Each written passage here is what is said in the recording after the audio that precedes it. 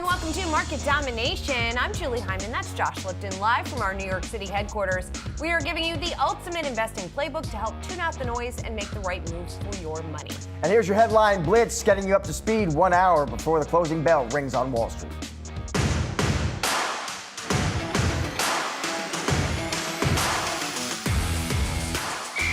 The potential upside in equities is reasonably limited because valuations are quite high, which is remarkable given where interest rates are. We just have to bear in mind that interest rates are not the entire discount rate. The discount rate is the risk-free rate plus risk premiums. And if the risk-free rate is high, at this minute, actually risk premia are extremely tight. You can look at credit spreads, and credit spreads are actually approaching the tightest. And that's one of the reasons why valuations are as high as they are. We find it quite difficult to see further upside in valuations. The consumer has been relatively consistent. We are, like everyone else, is looking for if there's something there, something that we should be more aware of, but they've been pretty consistent quarter to quarter here. We see that wallets are still stretched. They're still looking for value. They're still using discretion with buying those higher income items. The initial reaction, we all chase revenues, we all want to look at revenues, and so the revenue guide was very disappointing. But if you take a step back and look at this, you can realize that Under Armour is an undervalued, under-earning brand. And if the company is finally willing to acknowledge that, if they're looking to say, we really need to do better rather than do bigger, then the stock is undervalued. We have got 1 hour to go until the market close, so let's take a look at the major averages sponsored by Tasty Trade. We had Dow 40,000 very briefly here, touched 40,000, then came back down from that level for the Dow Jones Industrial Average. Still, any higher close today will be a record, not just the Dow, but for the S&P and the Nasdaq as well, but it's looking a little less certain than it did earlier in the session. Right now, the Dow is up about 59 points, but the S&P 500, very little changed and sort of struggling to hold on to those gains, and the Nasdaq is little changed slightly to the downside here. So we continue to watch these levels to see if we're going to get some kind of push into the close. But for the moment, it doesn't look like we are seeing it here. As we continue to talk about what's going on in the stock market, we are watching bond yields very closely. A little bit of rebound higher after yesterday's bump downward in yields, but still pretty low compared with what we've been seeing recently at 4.38%. Now our Jared Blickery's got a deeper look at what's happening in the markets today. Hey, Julie, I thought we'd take a look at the Dow here, celebrating the 40,000. I don't know what the official rules are, if you just touch it or if you have to close above, but nevertheless, as you said, we hit it. And I thought it'd be interesting just to track, these are all the components in the Dow, by the way, the year-to-date totals. And we've seen, at the beginning of the year, it was all about the Mag 7, and then we had this interesting rotation. And now we're seeing financials at record highs. Here's JP Morgan up 19% this year, and I'll give you a year-to-date chart. That, along with Goldman Sachs, has been hitting record highs, and industrials too, not Caterpillar in particular, but we've seen a lot of industrials, including the sector itself, hit record highs. Here's another one, Walmart, huge story this morning. It is up 7% today, which is a big deal for a consumer staple.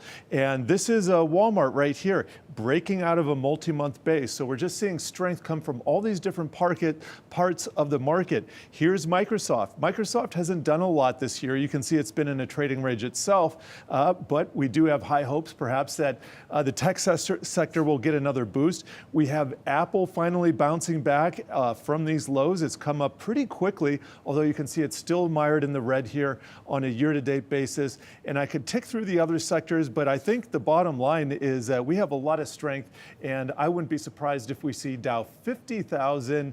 I'm not going to make a time prediction. Could it be next year? Maybe. This year, that's possible too. Jared, let's see if our next guest will make a prediction. We'll try. Stock mix today with the Dow crossing 40,000 for the first time ever. For more on the latest market moves and what they mean for investors, let's now welcome in Ben McMillan, IDX Advisors Chief Investment Officer. Ben, it is good to see you. So Dow 40,000, Ben, making headlines, getting a lot of attention. Let's just start there, Ben. What do you make of this market, where we are, and where you think we're headed from here?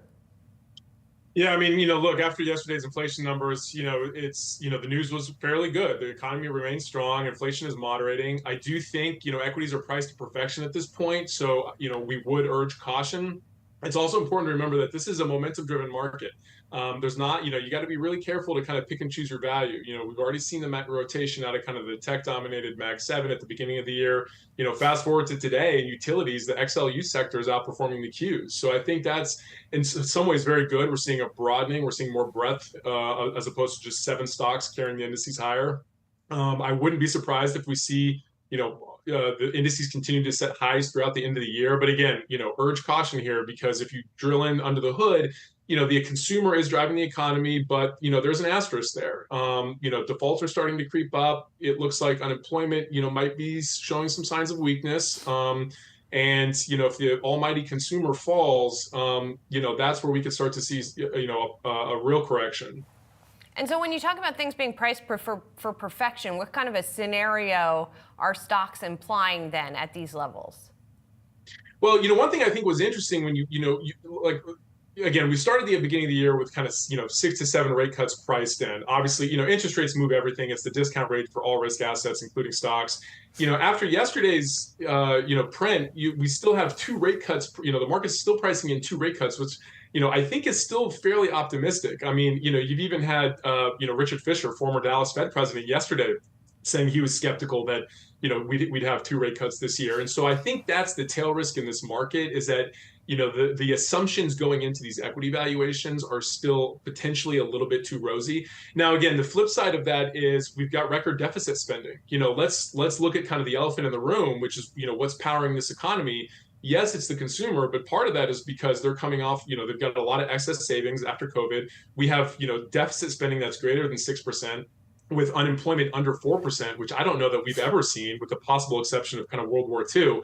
So that's, that bill is going to come due at some point. And I think we're starting to see that with stickier inflation. I think we could see some dollar weakness in the future for sure. And equity markets could certainly go higher, but I do think there's risk to the downside for sure.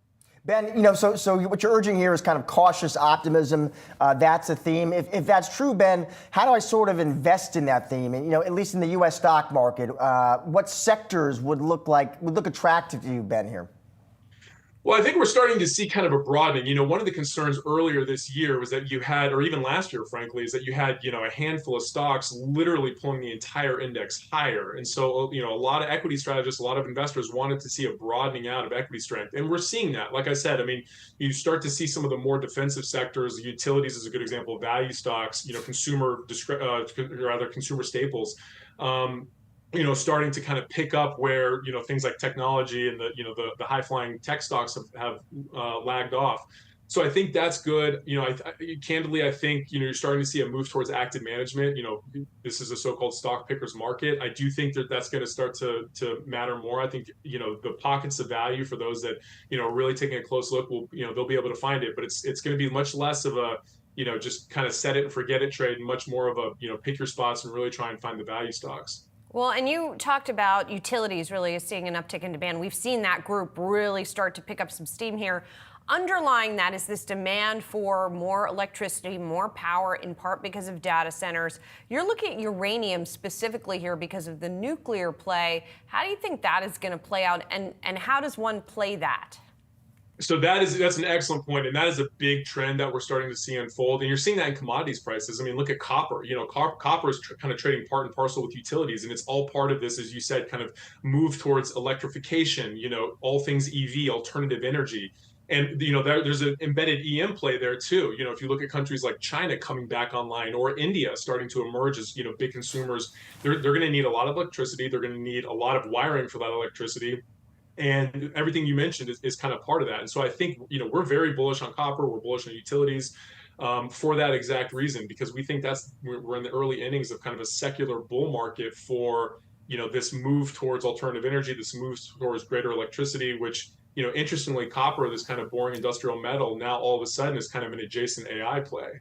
Ben, I also want to get your take on gold. I'm interested in how you want to invest there. Do you want to invest there? And if so, Ben, is it with the metal, the miners, both? So we remain bullish on both gold and the miners for the same reason that I mentioned earlier. Is the U.S. has printed a lot of money. It has been very aggressive with its status as a reserve currency. And if you look, the world has taken notice. If you look at central bank buying in gold, we started getting bullish on gold, several months ago, mainly because, we were seeing central banks globally really step up their gold purchases, and they're doing that by selling treasuries.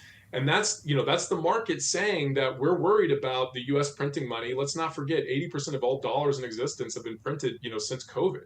And, gold is a way to play that. And if you look at the gold miners specifically, with higher prices, there's a lot of embedded operating leverage in the miners. It's a more volatile asset class, to be sure, but it's one that we think is undervalued relative to the metal, and one that we're bullish on. Ben, thanks so much. Appreciate your time today. We're just getting started here on market domination. Coming up, the Biden administration taking another step toward reclassifying marijuana as a lower risk substance.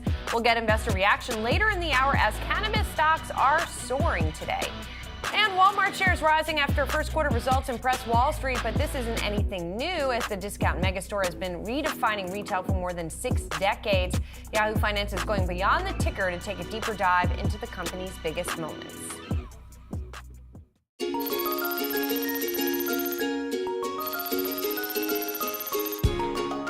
For more than 6 decades, the discount megastore Walmart has redefined retail. In 2023 alone, the company brought in more than $648 billion in revenue. Beyond the Ticker takes a deep dive into the company's biggest moments. Walmart was founded in 1962 by Sam Walton. Its first location was in Rogers, Arkansas. 5 years later, the Walton family owned 24 stores and had racked up $12.7 million in sales. On October 1st, 1970, Walmart went public via an IPO on the New York Stock Exchange. Shares opened at $16.50 per share. The company opened its first Sam's Club in 1983 in Oklahoma in a bid to compete with Costco's wholesale member-only model. In early 1988, founder Sam Walton stepped down as CEO, and David Glass was named his successor.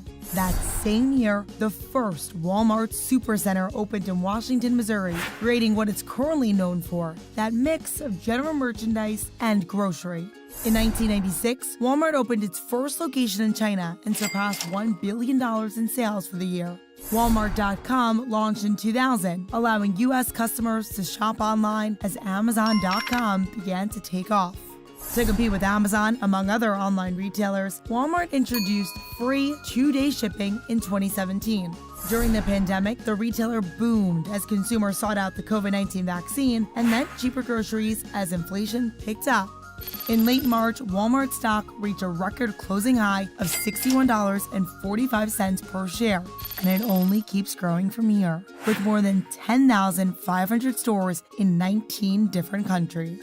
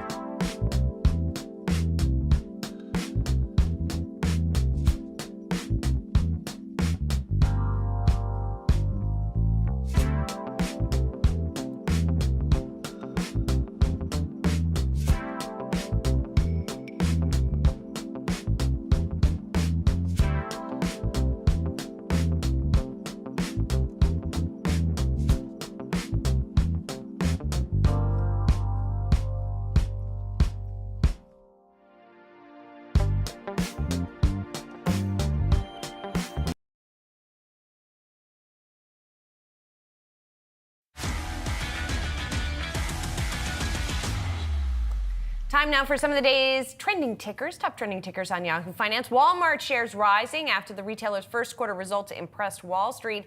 The move higher, pushing the company's market value over $500 billion for the first time. And Walmart CFO John David Rainey, appearing on the morning brief earlier today, he spoke about the quarter and what it signals about the consumer. The consumer has been relatively consistent. We are, like everyone else, is looking for if there's something there, something that we should be more aware of, but they've been pretty consistent quarter to quarter here. We see that wallets are still stretched. Wallets are still stretched, but the fact that sort of upper income wallets are stretched means they are now coming to Walmart. And that seems to be something that characterized the quarter where people sort of traded down to Walmart and that benefited it. Yeah, it was interesting too, Julie. I thought the focus on kind of these newer, higher margin revenue streams was really interesting to me. Just kind of the focus. We said, yeah, by that we mean digital advertising and marketplace fees and fulfillment services. And you saw that in this print too, where the company kind of called out how much growth now is coming from sort of, I guess you call it non-core retail business. And of course, if you're a Walmart investor, you know, that kind of growth in higher margin services you love to see, and you're betting on that becoming just an increasingly bigger part of the overall pie. Yeah, and e-commerce was a bigger part of the pie. You know what number stood out to me for the quarter? The company shipped 4.4 billion units for same-day or next-day delivery for Walmart.com. That's over the past 12 months. And if you look in contrast to that, 4 billion items was what Amazon reported. So like they've come in line or even surpassed those same day or next day deliveries from Amazon. I was pretty surprised by that figure. And next week, by the way, Target, some more on deck. See any read-throughs here. Right. Looking at shares of Canada Goose, that stock is surging after delivering higher than expected sales growth. Look at that pop, about 17%. So the coat maker reports sales growth better than expected, Julie. Sounds like we can chalk a lot of that up to China in particular, as well as it looks like strength here in the U.S. Revenue clocks in at $263 million. That was higher than what the street was looking for. Company also to offer a new outlook, looking for slow growth on the top line. It looks like low single digits, but higher profitability in fiscal 25. Yeah, I didn't realize this, that 40% of the company's stores are in the Asia Pacific region, and sales there were up 30% in the quarter. The company is also trying to sort of get its inventory under control, so they're reducing their production levels so they don't have to worry about a sort of inventory glut out there. So it seems like that's something that analysts and investors liked as well. Yeah, on the consumer, executives you heard talk about pressure on the consumer, the rate environment, geopolitics, but you know, what the street liked was this talk of increasing prices and margins. That seemed to do the trick. Exactly. Well, another retailer that we are watching is Under Armour. That company delivering downbeat guidance for 2025 while also outlining its restructuring plans. CEO Kevin Plank warning of pressure to the brand's top and bottom line in the near term as it builds a premium positioning for Under Armour, or tries to. Here to discuss, Wedbush Securities Senior Equity Research Analyst Tom Nikic, along with CFRA Research Analyst Zachary Waring. Thank you both so much for being here. Tom, I'm going to start with you here. Is Under Armour doing what it needs to do to improve performance? Well, I'd say in some ways yes, and in some ways no. On the positive side, a big focus of the call today was reducing the reliance on discounting, reducing the reliance on promotion to drive sales, which I think is absolutely the right thing to do. You know, you do not want to be a brand that competes solely on price. That is just, you know, leads to a downward spiral of pricing, and that's problematic. The issue is that I don't think they've done what they need to do from a product development perspective. They don't really have a lot of new and exciting products to drive consumer demand. You know, I think, you know, the marketing has been somewhat lackluster. So I think, you know, some of that, you know, basic, you know, brand building, blocking and tackling, I think there's a lot of work to be done. But as far as you know, trying to maintain pricing integrity for the brand, I think that's definitely a step in the right direction.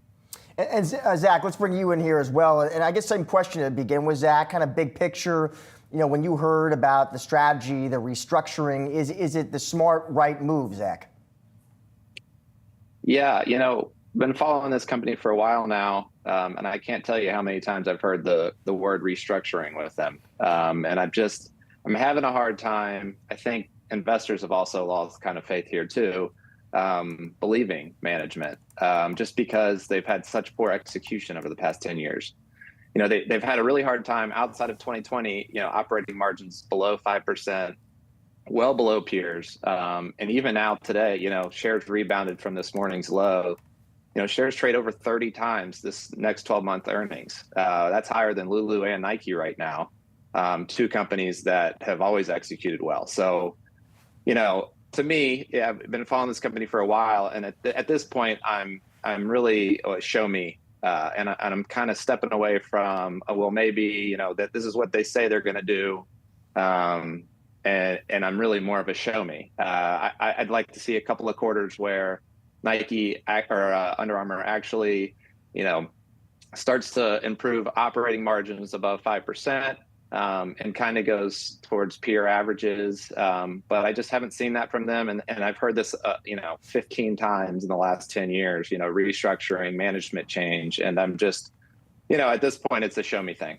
Well, Zach, is there just not room for an Under Armour at scale? What is Under Armour, right? You've got your Nikes of the world, you've got your Adidases of the world.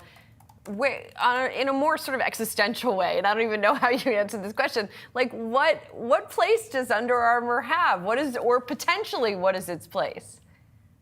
Exactly. And you've got these new brands that are kind of emerging here. You've got Hoka, some of these other shoe brands. I know that's only part of their business, but and there's also up and coming apparel brands in the U.S. that do a really good job of marketing through social media and targeting a specific audience. So, I think I do like the brand, and I have liked the brand for years. It's just, for me, it's an operating thing, and until they get somebody in there in charge that can operate and get margins back above, well above 5%, I think 10% is kind of bottom line what they need to be at. Then I don't have a lot of faith in shares, and I have a sell opinion. So I've had it for a while.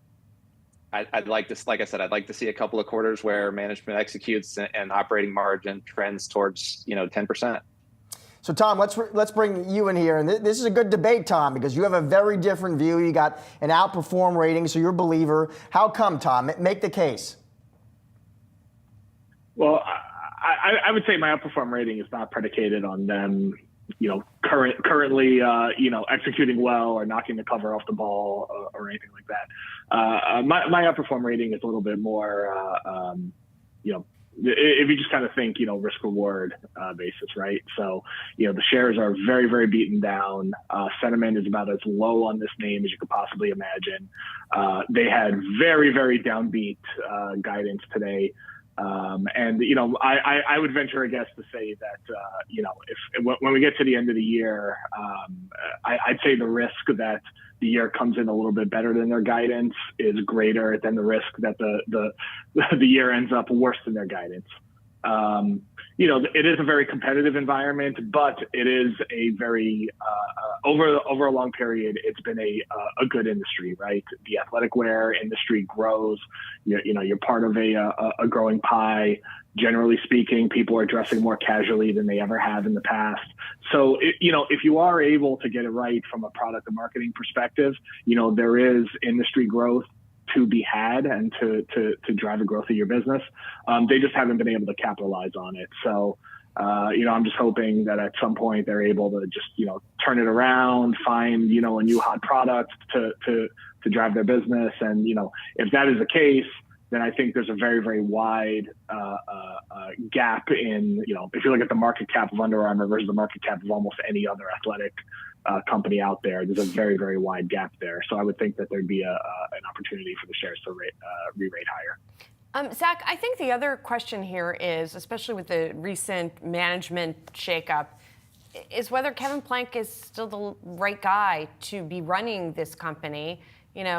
Obviously he keeps leaving and then coming back. Do you have confidence that I know that you got a sell rating, so maybe this answers the question, but do you think he should be looking for another CEO? Yes, I mean, I think he should. I think, in my opinion, they need someone that knows operating and has worked at, one of the really good operators, whether that be Lululemon or Nike or any of these newer brands that are doing a really good job of, selling at higher prices. I think they need an operating guy or girl in charge, and that's my opinion. I think he's had his back and forth over the years, and nothing has worked out for more than a year or two. You had 2021, but all apparel brands did really well that year. So it's really hard to say that 2021 was a good year because they didn't even earn $1 a share. So to me, it's just I think they need some new management, and I think probably more than just the CEO, they probably need a couple of different changes in the C-suite. So, Tom, final question to you. This is it's a company that still has some real star power attached to it. Tom, I'm on the site. You can see Steph Curry, for example. Are they, as smartly and effectively leveraging some of that star power as they could, Tom? And I guess also, does that actually matter at the end of the day to consumers? Star power matters if you have great product to go with it. So when the Curry shoes first came out, the first two iterations of the Curry were slam dunks for them. No pun intended. But then as they kept putting out more and more, the product wasn't exactly great. So the fact that they had the Steph Curry halo, it could only take you so far, right? I'd also say outside of basketball, it's really hard to find an athlete that really, generates a lot of, commercial volume, as great as, Justin Jefferson and Bryce Harper are at their respective sports. There aren't a lot of people who are going out, buying football cleats, just on a regular basis. So, I think if you've got the right product, then having great, brand ambassadors works very well, but it all starts with product, and that's what Under Armour's been lacking. Tom, Zach, that was a great discussion. Thank you both for joining the show today. Appreciate it. Thanks for having me. Coming up, the Biden administration take another step toward reclassifying marijuana as a lower risk substance. We're going to dive into what this means for weed stocks on the other side. Stay tuned. More market domination coming up.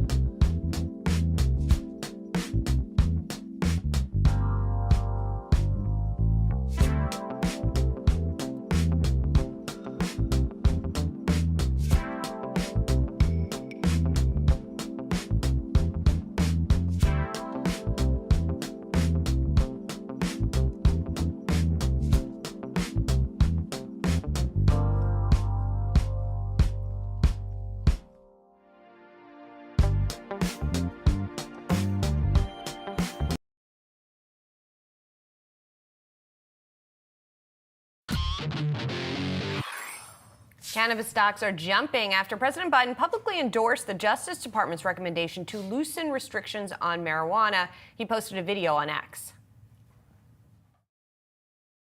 Today, my administration took a major step to reclassify marijuana from a Schedule I drug to a Schedule III drug. It's an important move toward reversing long-standing inequities. For more, we're bringing in Emily Paxi, a co-founder of Poseidon, which invests in cannabis companies. It's good to see Emily. Clear something up for me. We learned a few weeks ago that this was likely to happen, right? That this rescheduling was being considered.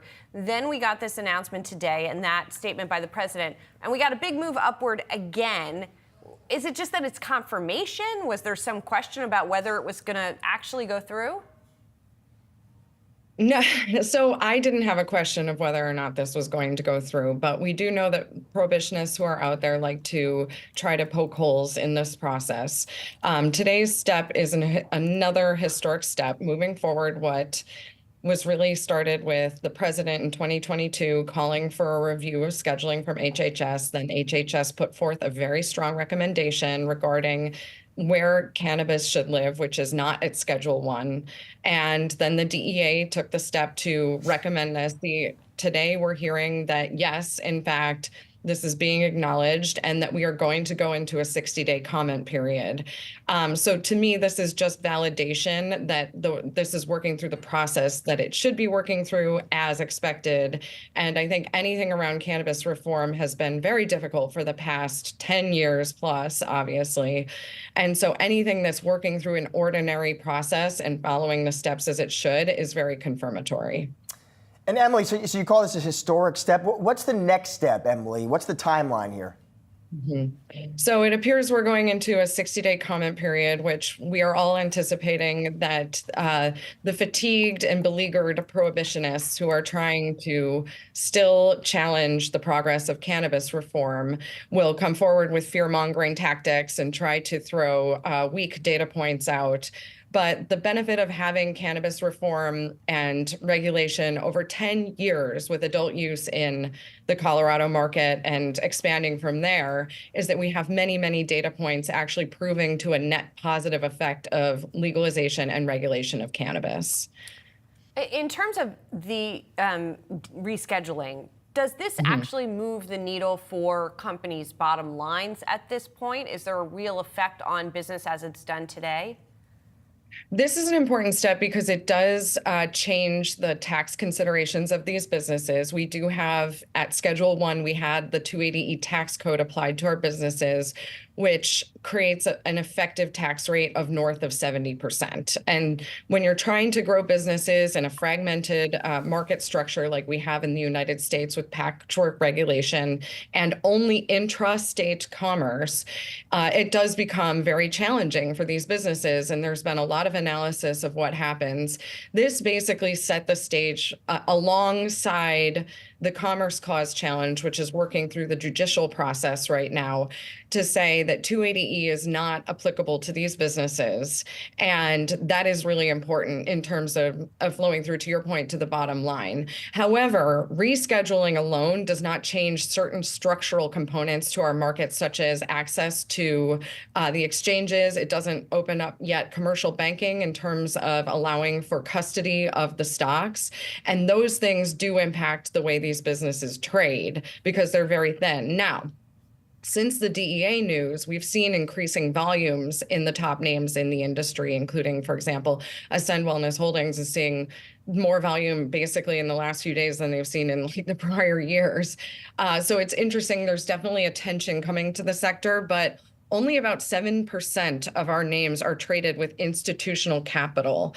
This could all change if there are some structural shifts, like such as the process of moving things through the courts, or also a memo from Garland that outlines and calls out specific things around commercial banking and exchanges. And Emily, I'm just curious what kind of response you think you could hear from the critics, those who aren't fans of this legalization and regulation. They continue to hit the same points, which are erroneous and false. And I welcome it because we do have the data to contradict what they're saying. So it usually comes in the form of a heavy fear-based campaign. We see it in every state where legalization is up on the ballot. They try to lead with concerns about kids having access to cannabis. Legal regulated cannabis is for 21 plus. And we have the highest compliance rate of any industry right now in terms of validating the IDs and the ages of people purchasing cannabis. It also takes it out of the illicit market. It takes the wind out of the sales. And that's where the access for the youth comes into play. So if you see us compared to alcohol verification on age or tobacco verification on age, cannabis does not play around with this because we won't. We have to hold the bar very high and make sure we're protecting our industry. And so that's why it's really important to us. Legalization, regulation is about 21 plus. It is not about kids. And that is a distinct difference from those other categories of consumer products. Emily, always love having you on the show. Thanks so much for joining us. Thank you.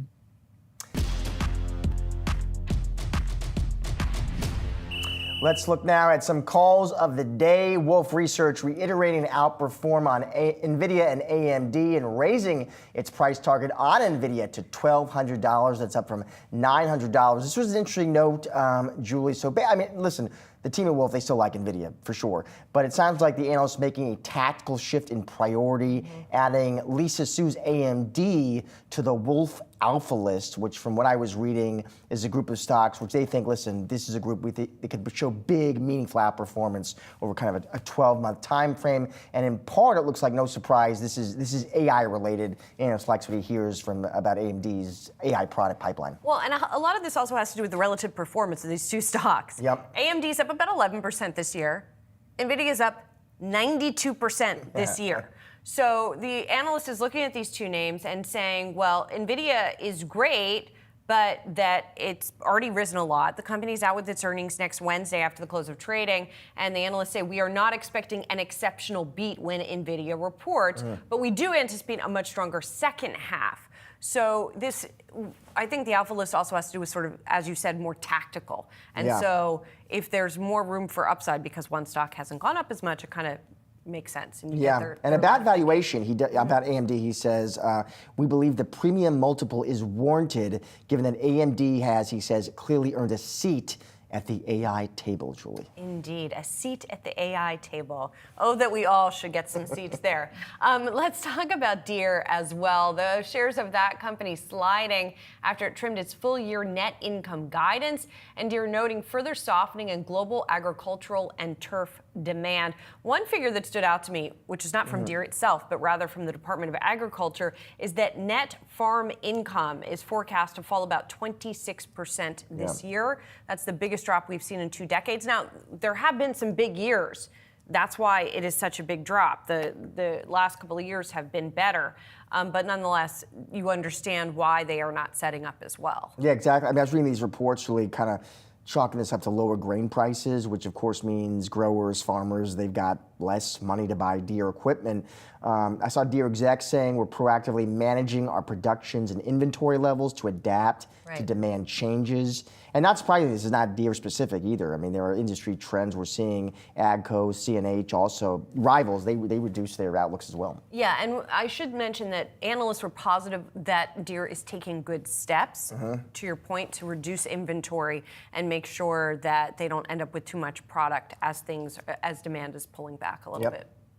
Moving on, the Supreme Court rejecting an attempt to undercut funding of the Consumer Financial Protection Bureau today. For more on the decision, we're bringing in Yahoo Finance's Alexis Keenan. Alexis. Hi, guys. Yeah, so this was a 7-2 decision. And what it did is it allowed the CFPB to really stay in force. It's going to remain as is, and it's been a really controversial bureau from the get-go. You can go back for years and see how partisan the debate is along this agency. And one of the reasons is this. You had these payday lenders bringing this to the Supreme Court, saying that the CFPB's funding is unconstitutional. Why? They said, well, it violates violates the appropriations clause. And what that is a mandate that says, from the Constitution, that says that Congress, right, has the power of the purse, and they have to identify specific reasons for spending the public's money. So they have to make a law to say how it's going to be spent. Now, these lenders say that because the Bureau draws its money from the Federal Reserve and not from this direct edict from Congress, that doesn't work. But no, the Supreme Court here saying in the majority that it is okay, that's enough authority from Congress. Now, the CFPB, to kind of go back and talk about briefly the things it's trying to do, what its mandate is to try to prevent lenders, banks, credit card lenders, auto lenders from predatory, unfair practices. So they write rules, they enforce laws, and that was created all the way back in 2010 in the wake of the 2008 financial crisis. So its existence, though, always been a thorny issue. Republicans, some, not all, there's some reporting out there that says approximately 75% of Republican lawmakers do support the agency's existence, but others saying that, look, not all fees are bad. Even the government, the IRS, charges fees, so why can't the public sector do it too? But looks like the Bureau is going to be able to continue to do its job. For now. For now, not without pushback, of course. There will be other stabs at this agency. Alexis, thanks a lot. Appreciate it. Well, after a string of hot reports, April's CPI print showed inflation cooled slightly. It was a welcome sign for investors. What does it mean for your portfolio? We'll tell you how to play it next.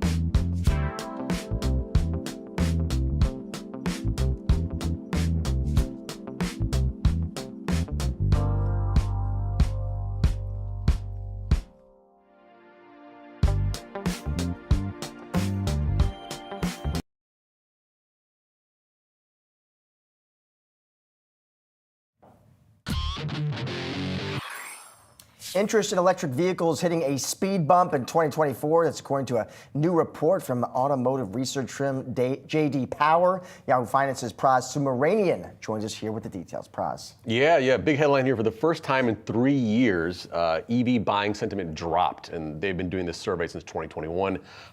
It's been picking up. Usually they're very likely or somewhat likely to buy an EV. That went down. So this year, in the first 3 months of the year, they did this polling, 24% very likely to buy, down from 26%. And then of those, the broader likely to buy, 58% down from 61%. So, not that much, but it's still a trend that's reversing here. Chief complaints being charging, high prices, range anxiety. Where am I going to charge? Those are things that people complain about. Not surprising here. The Tesla supercharging sort of issues recently not helping probably people's sort of opinions there. But J.D. Power says there is an opportunity here. 40% of respondents say they don't have a solid understanding of incentives, right? So state, federal, price cuts, new incentives where Ford says, hey, trade in your Tesla, we'll give you $1,500, So those things can make EVs cheaper, like significantly cheaper if there's sort of more education there, I guess. Yeah. And just quickly, the irony about the range anxiety worry is that, yes, you do have the supercharger issue, but the charger network is a heck of a lot better than it used to be, right? Yeah, and most people kind of overestimate how much they're going to drive in general, right? So it's like they're just fearing the road trip where I can't find a charging thing. And look, that's happened to me before, where I've been sort of freaked out about where can I charge. So it does happen, but most people drive something like 30 miles a day. You don't need to worry about range anxiety. But you're absolutely right about the fact that networks have been growing, but we don't see them as much as we see, let's say, a gas station. You're never freaked out about running out of gas, right? So that's sort of where we need to be, I think. That is true. All right, thanks, Press. Appreciate it. Well, data showed inflation eased slightly in April, with core CPI, the consumer price index, rising at the lowest annual level since 2021.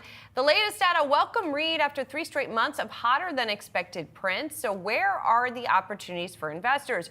We're looking at how to navigate the big picture with the Yahoo Finance Playbook. Joining us now is Jeremy Bryant, Senior Portfolio Manager at Gradient Investments, and David Miller, Catalyst Fund's co-founder, Chief Investment Officer, and Senior Portfolio Manager. Guys, thanks so much for being here. David, I'm going to start with you. You're sitting right next to me here in studio. So as we look at this inflation picture, how much are you factoring that into your strategies, that inflation seems to be sticking around? Do you think of it, you have to hedge it, or you want companies that are taking advantage? Kind of how do you work it into your investment philosophy? Yeah, so I guess my philosophy is the Fed's saying that they have this 2% target. And even with CPI coming down a bit, it still doesn't look like it's that realistic, given that the federal government's running $1.5 trillion deficit, and it doesn't seem to matter too much which party wins. That deficit's likely to continue. It seems pretty clear to me, at least, that more likely than not, we're going to have higher for longer. And what that really means is higher for longer is actually very good for companies where they have very high margins. If you're thinking about a company like a MasterCard or a Visa, inflation's great for those companies because that's going to put more through their networks, and that flows right down to the bottom line. But if you're in a company where labor costs are really significant and margins are tighter, it's a net negative. So we're really focusing on those companies that are in monopolistic, oligopolistic type positions with really high margins, the MasterCards, the Visas, the Microsofts, companies of that nature. Interesting. Jeremy, we'll start kind of big picture. Same question to you. You've seen obviously inflation cool, but kind of stalled out here. It's proven stickier than maybe some people imagine. How do you think about it, Jeremy? How does it play into where you do or don't want to put money to work? Yeah, I'm going to agree and disagree a little bit. I'm going to start by disagreeing. I think actually the math works in our favor to where the numbers are going to come down. Are we going to get to 2% anytime soon? Probably not. But I think we're still generally trending in the correct direction. But where I would agree with them is the names he mentioned. I thought those were phenomenal names, but those are phenomenal names even in a lower or higher inflation environment, right? Microsoft, Visa, MasterCard, these just have really, really good businesses. So, I mean, they can pass pricing through when inflation's high, but they're also sticky and very high moat businesses, even in bad times and in low inflation times too. So while I disagree with where he's coming from on the inflation side, I think the companies are actually really relatively good. We're doing the same things we're always doing. We're trying to look for relative valuation opportunities. And to be completely honest right now, where we see that most is in healthcare. We think healthcare has been kind of left behind here a little bit. And given, if we're in an inflationary environment, my chances are I would guess that probably healthcare is driving some of that as well, is that those prices don't tend to come down much. So the valuations and the relative valuations to the market in some of these healthcare names, whether you're talking devices like Medtronic and Abbott or services like Cigna, these companies are at relative discount valuations, and their earnings growth profiles are pretty good at mid to high single digit and sometimes even low double digit earnings growth. And so, David, when you hear what he said, I mean, would you also sort of get defensive at all in this environment as well, or look for companies with more defensive characteristics? Well, so healthcare is defensive, right. and I agree as well. We actually like some of the more expensive names in healthcare, some of the GLP-1 type names. It seems like there's very good chance, given the data coming out on GLP-1s, that you'll continue to see very significant revenue and earnings expansion at those names. So that's where I really like the sweet spot, where you get the growth, but it's defensive growth and high free cash flows, high margins. And I think those companies, whether it be like a United Healthcare or the GLP-1 type names, they're both a very good place to be. And Jeremy, back to you. You mentioned healthcare. I also want to get your take, Jeremy, on the consumer. Obviously, we heard from Walmart. I know that was a report you were watching. What were your takeaways there from Walmart, Jeremy? And kind of broadly, how are you thinking about the consumer? How healthy, how resilient does that consumer look, and how do you want to play that? Yeah, I think the initial sentiment now, there was a lot of concern, right? The S&P 500 mentioned lower income consumers more frequently than they had in several years. So there was a lot of concern coming into that, and you're starting to see that through retail sales data and all that. And then Walmart kind of pushed that aside, right? Their numbers were phenomenal, right? It was really good report from a perspective of what you're seeing, I think, is a transition of we're not stopping spending, we're just spending in different areas, right? And so the biggest concern that we had was restaurants. We were paying a lot of attention, and frankly, they were very soft. Starbucks was not a good quarter at all. McDonald's was soft. Yum was soft. We were looking at that and saying, does this mean the consumer is kind of completely pulling back, just because those tend to be areas where even lower income consumers kind of stick and spend? We were looking aggressively towards Walmart and seeing how they would react to that and how their numbers looked. And then they came out and said, nope, things are going great. So from our side, we're seeing maybe a pivot of spending rather than a pullback of spending. And that can generally be just fine. It's going to hurt some companies. It's going to help some companies. But if consumers continue to spend because they feel like they have a job or can get one if they need one, that is excellent for our economy. That is excellent for our growth, and I think it's excellent for our stock markets as well. David, is that kind of why you would look at something like a Visa that is sort of where you spend, agnostic, and just generally that people are spending? Yeah, when you think about it, a company, whether it be Visa or MasterCard, I look at them essentially as the same business. It's incredibly hard to displace those businesses. It's incredibly unlikely that more money won't continue to move from cash to credit cards. It's very unlikely that we won't see inflation. So all of those things are great to both Visa and MasterCard, and they have great margins for every incremental dollar of revenue. And you don't think we'll see any kind of overall weakness in consumer spending and the money that people are putting through those networks?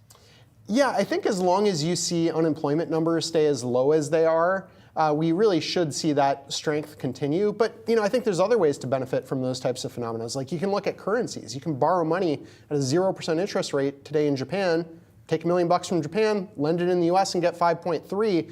There's a lot of ways that you can benefit from it that aren't just necessarily equities. And Jeremy, finally, we talked Walmart, but another big report this week. I know you're watching with Cisco, and obviously still seen as, I think, a bellwether for IT spending. What did you make of that report, Jeremy? And did that kind of in any way impact or influence where you wanted to put money to work in the tech sector? Yeah, I think my biggest takeaway. So I'm looking at Cisco as a bellwether for everything outside of AI.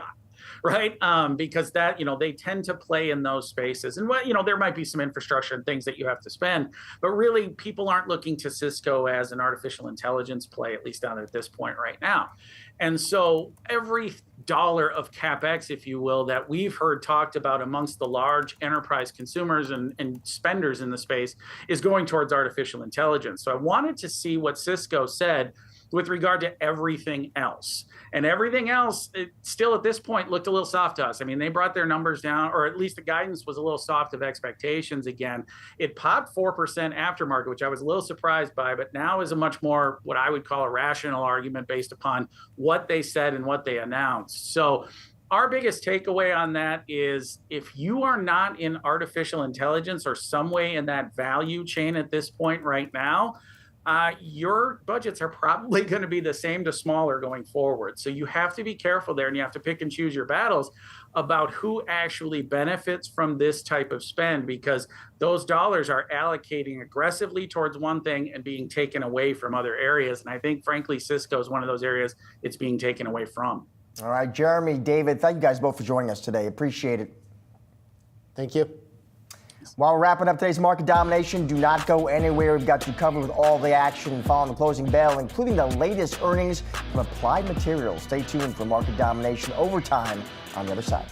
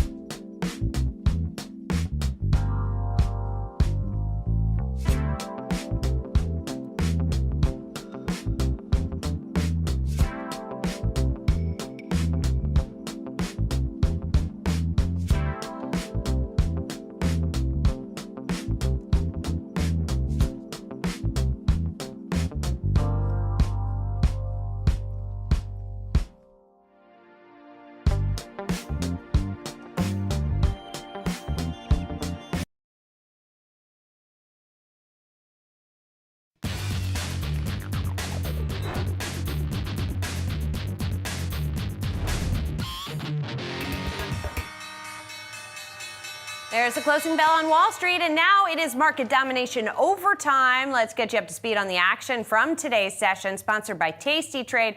Let's start with where the major averages ended. We touched Dow 40,000 earlier in the day, between 10 and 11 a.m., and then we didn't stay there. So down on the day when all was said and done, not repeating the record close of yesterday for all three major averages. The Dow ending the day down about 38.5 points as things lost steam. The S&P 500 off about 1/5 of 1%, and the Nasdaq down 1/4 of 1%. And if we look at the Dow components to see kind of what happened here and what dragged things down, I'm going to equal weight it just to give us a look here. Cisco falling the most after its numbers, although initially the shares were higher. Caterpillar down 2.5%, Home Depot, Amazon, and Salesforce rounding out some of the weak performers. Walmart numbers and the stock rising after its earnings was not enough to salvage the Dow here. And then I also want to take a look at the sectors within the S&P 500. We had materials, discretionary, industrial, some of the worst performers. Big increase in consumer staples, but again, that was not enough to salvage the overall performance. Josh? Julie, stocks closing off the highs of the session with the Dow briefly passing 40,000 for the first time ever. Joining us now with takeaways from today's trading day is Yahoo Finance's very own Jared Blickery. Jared. Thank you. Well, let's go to the Wi-Fi Interactive. I want to start with the meme trade. That's faltering since yesterday. We've seen GameStop, and that's down 30% today. And AMC, this little box here, that's down 15%. And in fact, over the last 2 days, you can see GameStop down over 40, AMC down over 30. But if I turn this to a 4-day look, as I've been doing, still a lot more green than red. And you can see AMC and GameStop holding on to gains of more than 50%, although there was closing, it was pretty near 100% on the open. So definitely losing steam here. But I want to highlight another trade that is doing well in May. And for all the talk about NVIDIA, this is called Edge AI. And these are the companies that are processing data closer to the source so they don't have to inundate and transmit all that data to a server farm somewhere and get it back. What you notice here is Apple. Apple hasn't really participated Can't much. miss it. It's also the biggest elephant in the room, maybe the only elephant, but here's an equal rate. We can also see Qualcomm. This is month to date, so we see actually, let me show you month to date. There we go. The numbers get a little bit better. Cirrus up 26%, Dell up 17%, Qualcomm 16%. And so we also have ARM, Apple, and Seagate Technologies in there. So this is a trade, an AI trade that is already doing well in the month of May. And meanwhile, NVIDIA kind of stuck in that multi-month range. Yeah. What are you looking for? And we actually talking beforehand, Jared, about next week with NVIDIA, some of the levels you're watching.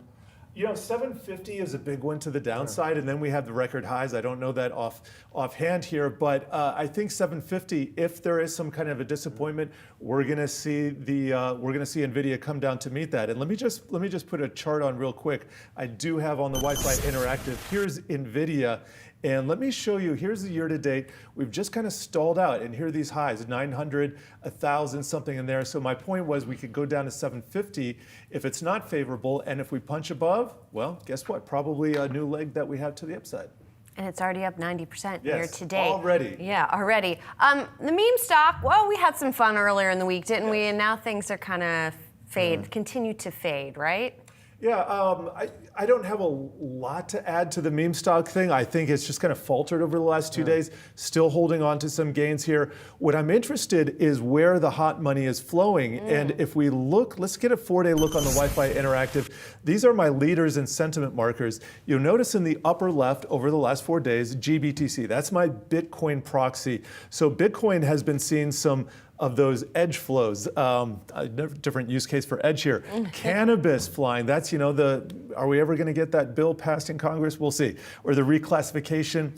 But we also have Chinese stocks. Those have been doing very well. In fact, China stocks are the most overbought. If you look at the FXI ETF, most overbought since 2021. That was a peak. We are nowhere near the peak. So that has potential room to run, even though it's short-term overbought. And then here's unprofitable tech, ARK Invest. So the fringe part of the market, even if it's not going into meme stocks, it looks like it's going somewhere. Momentum trade going somewhere. Thanks so much, Jared. Appreciate it. We have earnings out right now from Applied Materials. That company reporting earnings per share of $2.09. That's 10 cents above estimates. Second quarter net sales at $6.65 billion, $6.52 billion is what was estimated here. And the company given a range for third quarter net sales of $6.25 to $7.05 billion.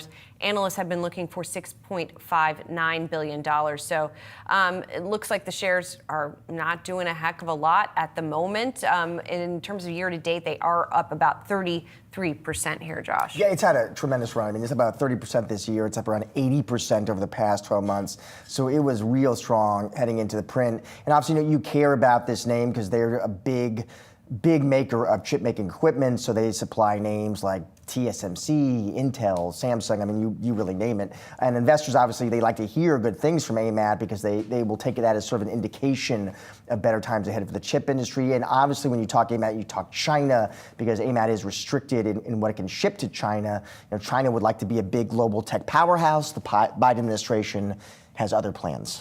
Yes. indeed it does. And a lot of the company's sales come from outside of the U.S.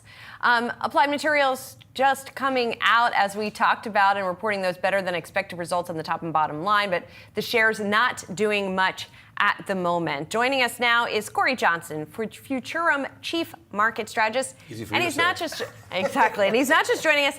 He's joining us here in studio. Right here in New York City. Very excited to have you Where here. I've been in studios with you guys before.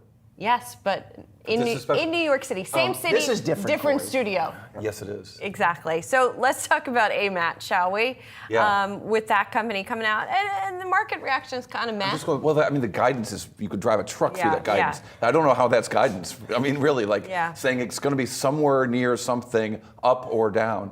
You know, the numbers they put up here today, just now, are good. The bottom line much better than expected, but that's what these guys do. They always, lower their expectations about what they're going to do and then beat it.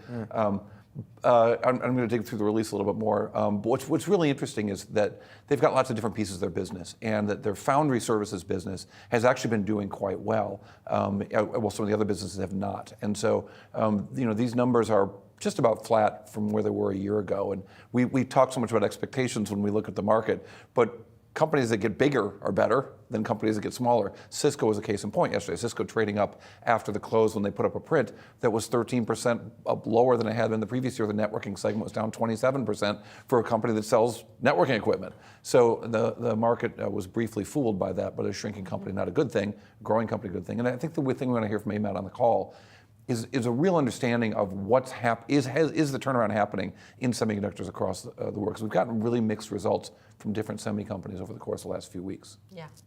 What about, you heard us, Julie and I talking about China here, and AMAT, Corey, like a lot of names, I mean, restricted what they can ship to China. Yeah. And just, I want to get your thoughts about this general sort of tension. I mean, China would like to be this global tech giant, be a leader in all kinds of industries like AI. Biden administration, I think it seems to be the one thing Republicans and Democrats can kind of unite on. We'd rather not see China be a tech global power. How are you thinking about this? So what's really interesting is that China has reacted to its inability to get the best equipment from ASML and AMAT to some degree, and make the best chips and the best wafers in particular.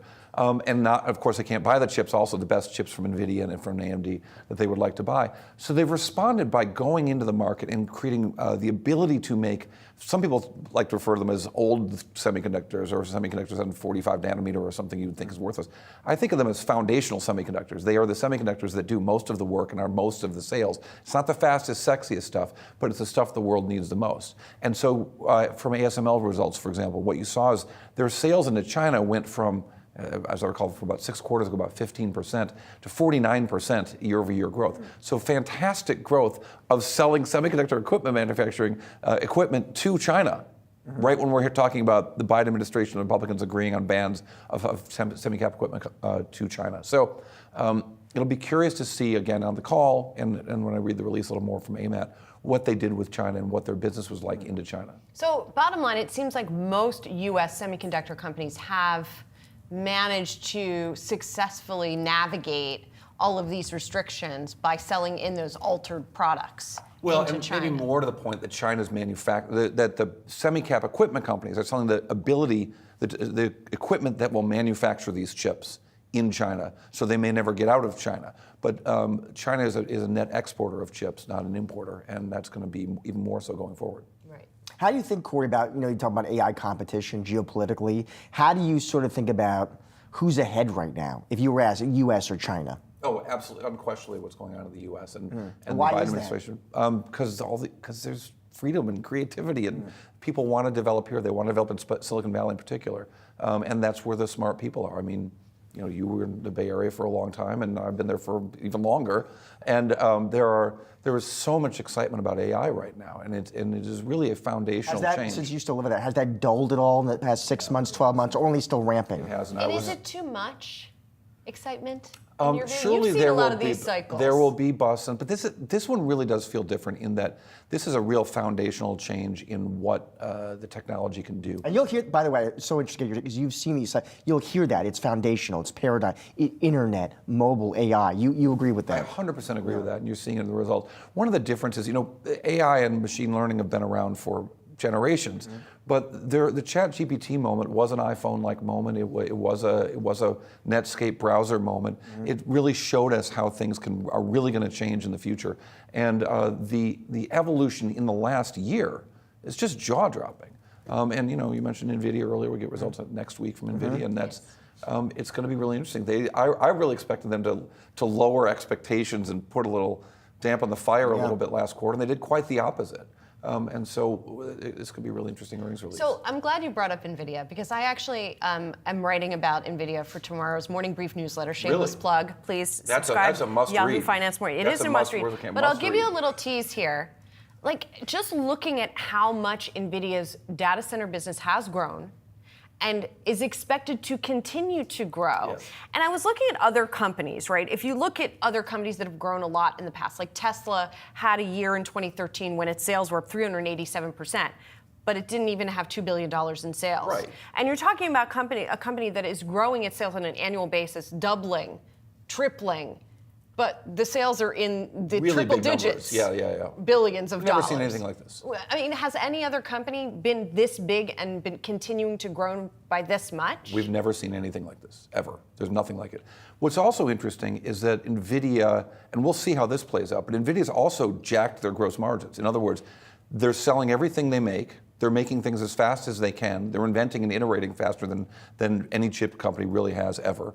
But they're also sticking it to their customers, and they're raising their prices so much. Successfully. And successfully, because the old saying used to be, no one ever got fired for buying IBM.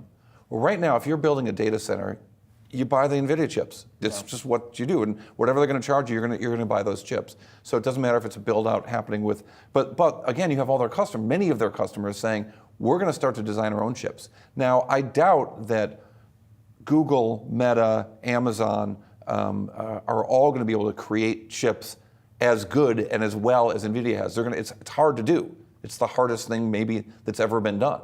So they might not have the same kind of success. But when all of your customers are trying to invent a competitor to the product that you are selling them, you might want to worry about that. So NVIDIA's they're making a lot of money, they're taking a lot of profits, and they're innovating at an incredible pace. But their customers don't like paying as much as they're paying. One question I have for you, Corey. We talked about the great AI race, and our colleague Jared Blickery was just here talking about Apple. Those companies where there's a sort of perception that they've fallen behind, and I think there's this perception Apple isn't where it should be. There's so much focus now on the big software show in June.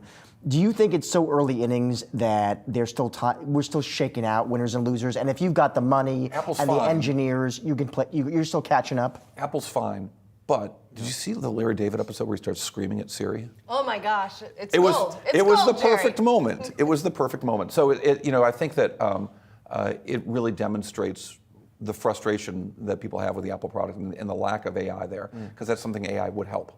And so there's some room in the marketplace, but Apple's really locked themselves in this position, particularly in the U.S. with smartphones, that no one else is there. I've had similar conversations with Alexa, by the way. Yes. Where she doesn't really understand what Larry you're David suggesting you curse? I wouldn't go that far. My children are usually around when I'm talking to her, so I keep myself under control. Corey, it's great to see you. Good to see you guys. It's good to be here. Thanks for coming in. Come visit us again. All right, coming up, we're going to talk about mortgage rates, which decreased for the second consecutive week. We'll check in on the latest housing hurdles on the other side. More market domination overtime coming up.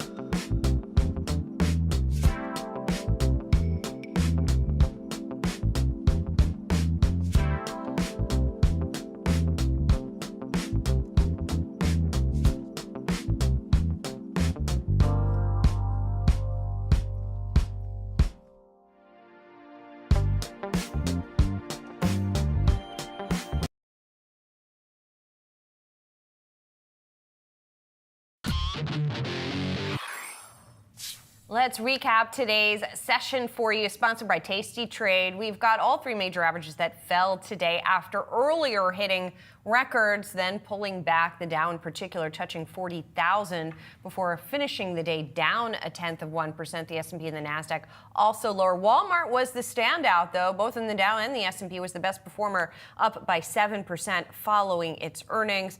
But we ended up seeing a drag from some other sectors on the day. And construction of new homes rose 5.7% in April at a lower clip than economists were in fact projecting. Recent data suggesting builders are cautious as mortgage rates hover at elevated levels. But some good news for home buyers, mortgage rates edging lower for the second straight week. We're speaking with a top executive of one of the top building materials suppliers about the demand they are seeing right now. So joining us is St. Gobain North America CEO Mark Rayfield. Mark, it is good to have you on the show. And maybe, Mark, just we can start with your general take there on the housing market. What are you seeing, Mark? What do the fundamentals look like? So first off, thanks for having me on. And on the housing market, we have remained relatively bullish on the current projections and going forward. There's a great underbuilt capacity in home and housing right now, both in the U.S. and in Canada. Probably 7 million underbuilt in the U.S. and 3.5 million underbuilt in Canada. So the fundamentals remain strong, as well as the fundamentals are still strong on remodeling and renovation. Nothing like it was in COVID, but still quite robust. So while you have interest rates high, you have housing starts and completions on a month-to-month basis getting a lot of attention. In general, the basic fundamentals of housing in North America are very strong and will be for the next number of years. And Mark, how are you all doing with having enough supply to keep up with that demand? Obviously, that was an issue during COVID. What does that landscape look like now? It's much better right now. I mean, it's still a very robust market. So for the vast majority of building materials, if you look at exterior products and roofing and siding and gypsum and insulation, the market is thereabouts at capacity. Not sold out like it was in COVID, but depending where you are regionally, there could be some supply challenges, not long, but so that is another reason I say the market remains quite robust at these housing levels. So the housing, looks robust. I'm curious, Mark, where are you seeing kind of the most activity within that market, though? Is it new construction, Mark? Is it remodeling? Where are you seeing it? So it's a mix. What I like to say is, if you want to know where the activity is, follow the people. So obviously the Southeast and Southwest, where people are gravitating to somewhat, has a greater degree of activity. But we have two buckets. You have the large home builders are still building at a relatively good clip and having a good success. They're looking out long term and realize there's need for more homes. And you have a lot of weather impacted building going on for remodeling, whether it be after the snow thaws and the storms of the West Coast, now really building up on a lot of remodeling, or out through the Midwest into the Southeast, which has a lot of weather impacted remodeling taking place. Mark, you guys aren't just residential. You don't provide just residential materials. You also do other kinds of construction. So what's the sort of share in North America, or how does it break down in North America, and what's the demand looking like in those other areas? So we are predominantly residential, so closer to 75% residential than another number. But we have a significant commercial business, both in our gypsum, insulation, interiors, ceilings business, as well as we have some very innovative products with Sage glass, electromagnetic glass. So in commercial, you have a softer market, particularly when you're looking at the office space in the major cities. There's some remodeling of those into housing units, and I think your top properties are getting renovated and rebuilt, and people are coming back in. But it's certainly a softer market till you get to biofarm, transportation, airports, which is still a relatively good marketplace. So it's certainly not as robust as residential. I'm curious too, Mark, we talk about, obviously, of course, the labor market on this show. Curious how you're seeing that. Are you all hiring right now, Mark? And are you, if so, are you finding the people you want to hire? Yes, so we are hiring. We continue to hire. So anyone watching, we'd love to talk to you. So I think we're still hiring. We're growing in North America, doing a lot of investments. So we're always looking for talent in the business. And the labor market and attracting labor has gotten better again off of the really challenging times of COVID, but it's still, you need to have the right value proposition. You need to have the right work environment. You need to have something that they want to embed into. What we're seeing is The labor force coming in doesn't just want a job. They want to be connected to something they believe in. You know, we are decarbonizing the construction market, trying to make the world a better home, if you will, through construction and light sustainable construction. So they want to have that purpose to come forward. So more so than ever, you need a culture and a welcoming environment to bring a very diverse workforce in.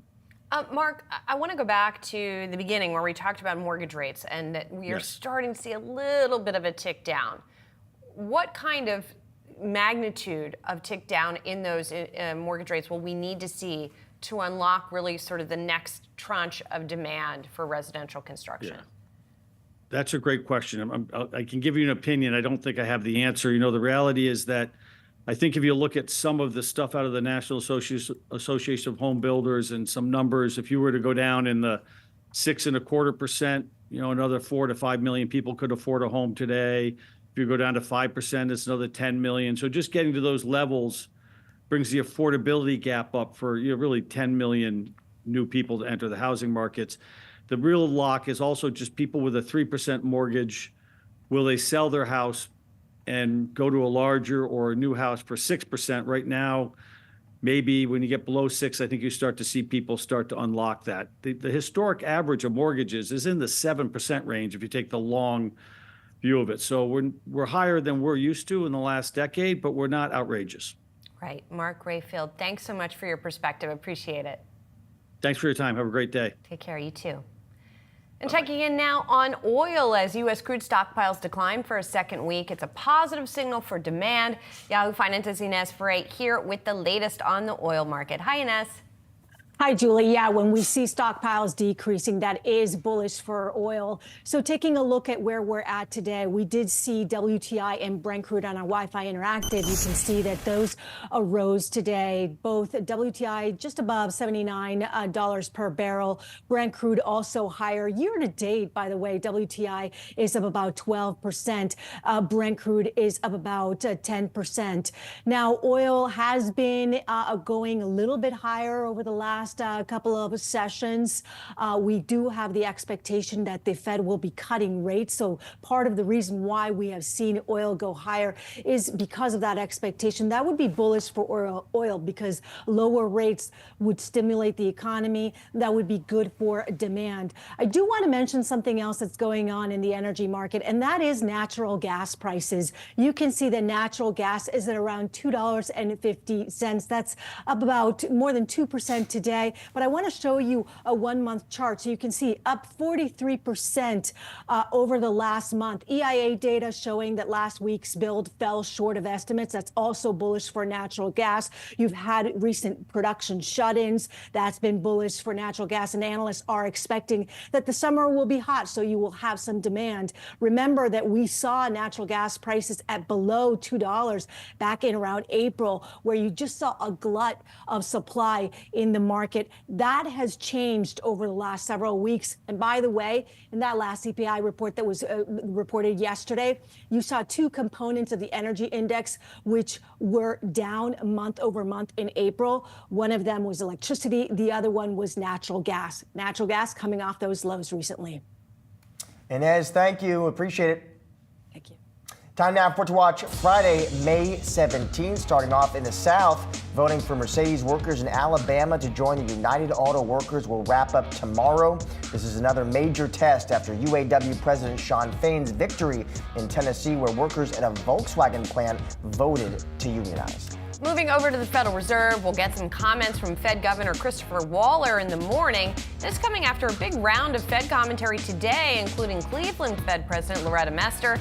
Mester suggesting that interest rates should stay high for longer, saying that the recent inflation data indicates that, quote, it will take longer to gain that confidence. And finally, Boeing holding its annual shareholder meeting in the morning. Boeing shareholders deciding on whether to approve executive pay and re-elect the plane maker's outgoing CEO Dave Calhoun to its board. It's coming after proxy advisors flagged performance concerns following the January mid-air blowout on a 737 MAX 9. That'll do it for today's Market Domination Overtime. Be sure to come back tomorrow at 3 p.m. Eastern for all of your coverage leading up to and after the closing bell. Stay tuned. We've got more Yahoo Finance on the other side.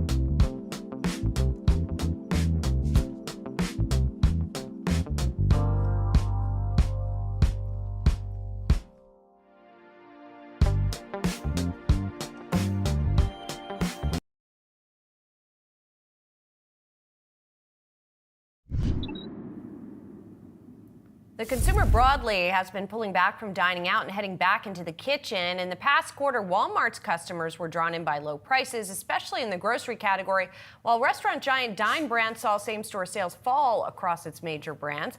Lightspeed's commerce platform offers payment and point-of-sale solutions to restaurants nationwide. Here to discuss trends amongst consumers, Lightspeed CEO Dax Da Silva. You guys also reported earnings, which is why we see the stock price going up by some 18% today. Dax, thanks so much for being here. And so you guys offering the software suite that you do to a broad swath of restaurants, small retailers, et cetera, you have a pretty good temperature reading here. What were you seeing in terms of demand last quarter, and where was that demand coming from? Yeah, we see a lot of data across our retail and hospitality businesses around the world. We are seeing, on the hospitality side, we're seeing people treating going out to eat as a luxury, and so they're making very conscious choices about what they order. We see things like tasting menus and appetizers and tapas, but they are rewarding themselves with things like non-alcoholic beverages, coffees, desserts, pizza. So those are some of the trends that we're seeing. We're seeing bars down, but happy hours, those kinds of offerings are popular with consumers. And on the retail side, we're seeing a little bit of a change from the investments people are making in outdoor sports and apparel and footwear, and they're staying home more. So they're investing in home and garden, pets, hobbies, and they're buying their wine and beer and liquor from retail stores. And Dax, I also have to ask you quickly about your own role, because it seems like that you've been reappointed here, Dax, so no longer interim. Walk us through that news, Dax. Why the change? Yes, it's a new phase of growth at Lightspeed. We're in our profitable growth phase. I'm the founder, so I was the CEO for 17 years. I became the exec chair for 2 years. Now I've come back to Lightspeed as we're in this new phase, balancing profitability and growth. We're going to reach $1 billion in revenue in this fiscal year 25, which we're just starting, and really just balancing being a high growth company, we always have been, with increasing profitability. So we're forecasting that next year will grow north of 20%, but we'll also show 40 million in EBITDA. How are you making that transition, Dax? Sort of what are you focusing on? Are you cutting back anywhere? Are you taking your foot off the gas in certain areas? So we have a lot of market share to grab in terms of our complex hospitality and retail merchants. So we are being aggressive on software subscription growth in this next year. We spent last fiscal year really penetrating our payments platform across our customer base, and we were very successful. So this year, on that foundation, we're really expanding software sales. I've done a restructuring in my 90 days since I've been back, and so there's more cost efficiencies to be had. We're looking at facilities and other things that we can make more efficient across the business. Dax, you compete in a tough market, lots of competition. What sets Lightspeed apart? What's the competitive advantage there? So we serve that more complex segment of retail and hospitality. Our customers are not quite enterprise. They're the scaled up, established merchants in retail. So on the retail side, complex inventory, multi-channel, multi-location, that's our sweet spot. We tailor our customer experience and our product for that market. On hospitality, we're serving more complex hospitality businesses like restaurants with fine dine and table service, but also restaurants integrated with hotels, with resorts, with golf courses, and that specific set of needs. And so this is a very large TAM and a very exciting opportunity, and we're tailoring both our product innovation and our customer journey to best serve that market. Dax, something else about you guys that is always that I've found fascinating is that you also have very high-end restaurants that are among your clients. You guys have, as of last count, over 160 Michelin-starred restaurants that are clients. What are you seeing in that cohort? Are you seeing any kind of pullback? Are people buying lower-priced entrees, for example, rather than the highest?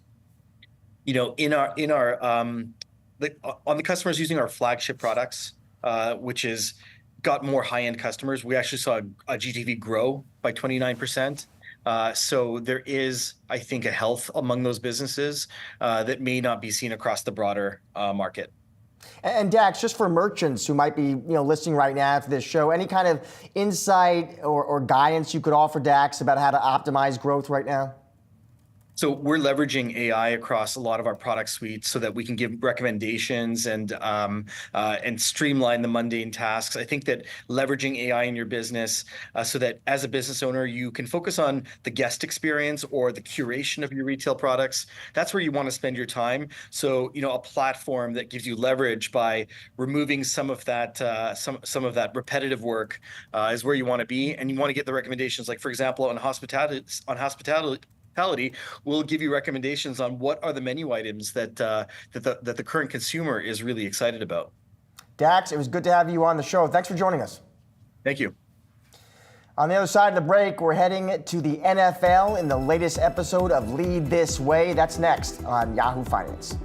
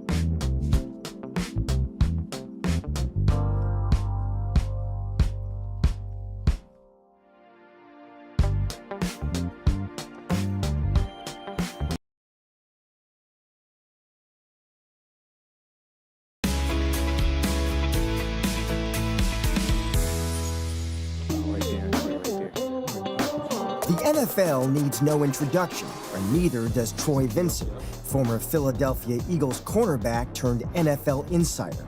As executive vice president of football operations in a league of 32 teams valued at $163 billion, Vincent oversees what's most critical to the game, its rules. Leadership is lonely. Your compromises of today become your standards of tomorrow. Behind the business of America's sport, football operations is tasked with monitoring policies on the field to protect players without damaging the popularity of the game.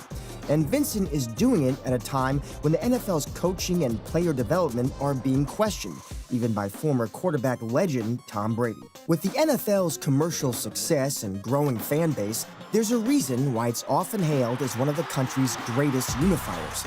But there is no NFL without its nearly 1,700 players and Vincent, committed to the athletes and preserving the integrity of the game. Yahoo Finance met with Vincent at the NFL headquarters in New York City to get a closer look at the challenges and rewards of heading the operations of the world's largest sports league.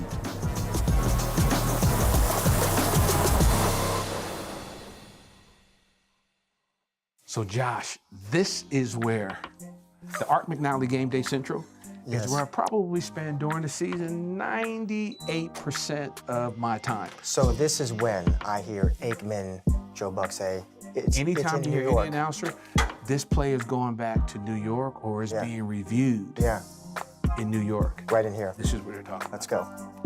One thing's for sure, Vincent is not soft about football, even when running new and at times risky policies to a game loved and watched by millions, with one goal in mind, building on the success of the league by investing in its players. You want policies and procedures on the field that are going to protect players, reduce risk. You also, though, you want to maintain the spirit of the game that Americans love, which is, listen, it's the pace, it's the energy, it's the aggression, right? How do you kind of think about balancing those goals?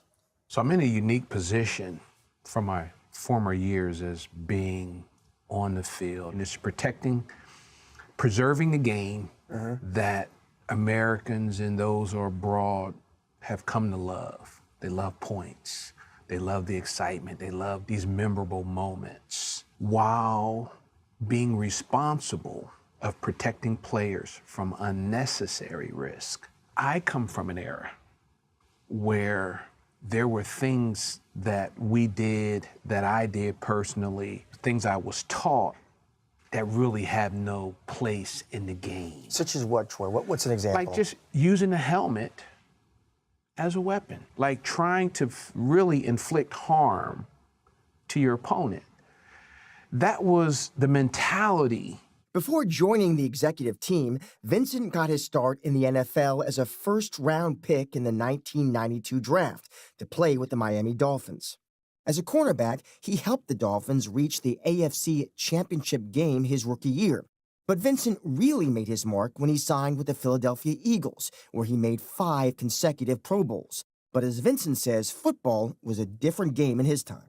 There was an era of football that we grew to love, self-included, that was just, there was a brutality. It was acceptable. Now with science and engineering and research, we've seen it's really about what does life look like, because a 21 to 22-year-old has no clue of what life looks like or will feel like at the age of 40, 50, or 60. That's our responsibility as legends, as gatekeepers, to protect that player from unnecessary risk. As Vincent puts it, encouraging player safety while at the same time maintaining the pace and aggression of the game fans love is a careful balancing act. In 2024, the hip drop tackle was banned after the NFL found injury rates were 25 times higher when a tackler wraps a runner, unweights himself, and traps his opponent's legs. Rule changes have left some fans and players concerned that the game has been watered down and is not as exciting as it used to be. According to Sportsbook Review, 82% of fans believe rules and penalties should be changed. I think there's a lot of mediocrity in today's NFL. In 2023, former quarterback Tom Brady didn't hold back on voicing his concerns with the direction of the league. The rules have allowed a lot of bad habits to get into the actual performance of the game. I respect Tom. And Tom has earned that right to voice his opinion, like others. And they should. Challenges. Hold us accountable as gatekeepers. In Tom's era, the majority of the quarterbacks weren't dual threats, pocket passers. When you look at the way the rosters, from your Josh Allens to your Patrick Mahomes, your Lamar Jacksons, your Russell Wilsons, these dual threat quarterbacks, your Justin Fields, these individuals, it's a different era in quarterback play. In the offseason, Vincent and the NFL Competition Committee assessed what changes need to be made for the next season. And on March 26, NFL owners approved a new rule that is turning what was called a dead play into an integral part of the game again: kickoffs. As opposed to a traditional running start, the kicker will kick off from his 35-yard line, and the rest of the kicking team will line up at their opponent's 40-yard line. The play begins when the ball is either caught or hits the ground in the landing zone. The goal? Create an exciting play with higher returns while also reducing injuries. It's the space and speed. It's when the player has the ability, and our players are now, they're running 18 to 22 miles an hour. When they have that space to build up that kind of speed, and then you make the impact, that's not what we want. We all know as fans, when you have an explosive kickoff play, it changes the atmosphere, not only in the stadium, it changes the momentum of the game. We want to bring those elements back. They should be back. The new kickoff model will give return opportunities to players with big play potential, and the impact was immediate, with the Pittsburgh Steelers signing a 2-year, $6 million contract for Cordarrelle Patterson, who had a record 9 kickoff return touchdowns during the 2023 season. The new rule even influenced draft day decisions, the lifeline for keeping the league fresh and competitive, with Texas A&M's Anaya Smith, Penn State's Daquan Hardy, and University of Texas's Xavier Worthy selected for their speed and return capability. On top of athletic performance, player development and coaching are critical in determining whether a rookie will thrive. And Vincent's work with players isn't just about what happens on the field. Helping them plan for life after football is just as important. I was always concerned about the challenges of transition. So I had the opportunity to play 15, a sport that we love. Kids game, man's body. And you don't have the time to develop some of those skills that you would get in an internship or that you would get in a normal 9-to-5 job. So from our business entrepreneurship programs, broadcast boot camp, and now we're at a different era, like the game has evolved. Players are now being paid in high school, at the collegiate level. The accessibility to information is at their fingertips. Many more entrepreneurs. Players wanting to own their own media company. So we've had to adjust what the players' interests are based off of where they are. That is something that's dear to my heart personally, is making sure that working with the Players Association, working with the clubs, that we're all in alignment with player transition. The inevitable is going to happen, and oftentimes that transition happens not by your choice. And are you ready, and do you have the skills to transition into what we say the new normal? Football is even bigger than the game itself. The NFL adds $5 billion to the U.S. economy every year, and the 2024 Super Bowl became the most watched television program in U.S. history. Its dominance is no accident. It's the result of strategic media deals and exclusive sponsorships. Last season alone, the NFL was partnered with 48 brands holding top deals with EA Sports, Nike, and Verizon, while generating over $11 billion from broadcasters including Peacock, Amazon, and ESPN. It's more than just a pastime, it's become a cultural phenomenon, bringing together millions of fans even when the country feels most divided. As Executive Vice President, Vincent says it's a tremendous responsibility to support the league's powerhouse operations, but also a shared one. We're working together to try to come together to win a football game and create some excitement. And I hope, your lips to God's ears, that the game can continue to be a positive force for just people coming together, cheering for their club, cheering for their favorite players. At the same time, it's a delicate balance, a delicate integration of things that we believe that are important for the player, important for the club, that we come together to try to resolve those things together. It's not always perfect. And there is disruption that occurs. But we understand the platform that the National Football League has on the broader society. A platform that goes well beyond revenue and profits and taps into the inspiration and drive that not only got Vincent into the league, but got him to where he is today. I believe everything that I've learned in my current role were attributes and things that I learned in athletics. What you did on Sundays, Mondays, and Thursdays and how you showed up on game day was a reflection of what you did during the week. If you didn't practice, if you didn't detail your work, if you lacked in on preparation, it showed up on Sunday. It showed up on Monday night and Thursday night. So paying attention to detail, falling in love with the basics, every single day following this process prepares you to have success when the lights are on. But going from the playing field to the boardroom, those same skills were natural transitions in the corporate area. Being a good listener, being a good communicator, not trying to be the loudest voice or the most talkative voice in the room, being a collaborator, being a partner, showing up every day. Where I began, I didn't know what a leader was. There was a parallel of on-field performance with literally what the impact you were making on decisions that were not on the field, whether they were in the community or inside the locker room, being a locker room leader around areas of the collective bargaining agreement, hours, wages, working conditions, and player rights, family rights.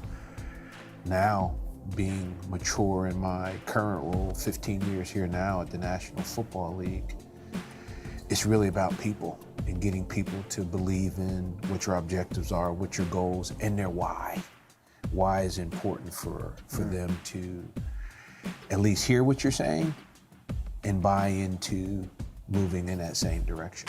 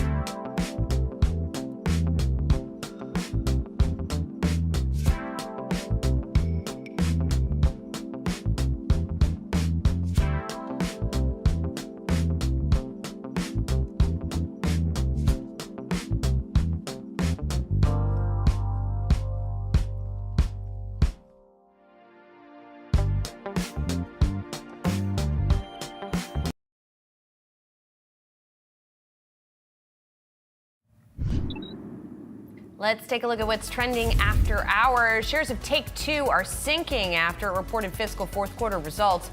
The video game maker's full-year forecast for next year coming in below estimates, and the company sees net bookings for the full year between $5.5 billion and $5.6 billion.